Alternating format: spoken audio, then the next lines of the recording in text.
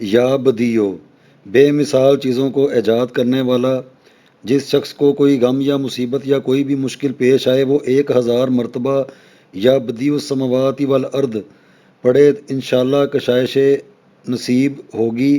جو شخص یا بدیو کو باوضو پڑھتے ہوئے سو جائے تو جس کام کا ارادہ کرے گا تو یقیناً خواب میں نظر آ جائے گا۔ جو کوئی نماز عشاء کے بعد یا بدیو العجائب بالخیری یا بدیو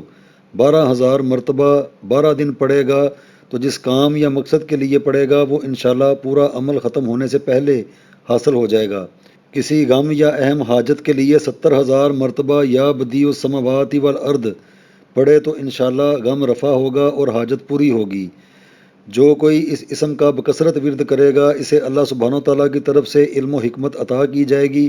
اور اللہ سبحانہ وتعالیٰ اس کی زبان سے ان علوم کو جاری فرمائے گا جس کو پہلے کوئی جانتا نہ ہوگا۔ کافی ایسے علم ہوتے ہیں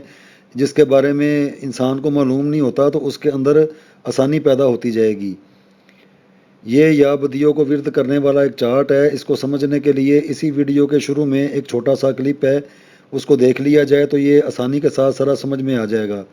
آگے اسی کو ہی باموکل کرنے کے لیے اور زیادہ طاقت پیدا کرنے کے لیے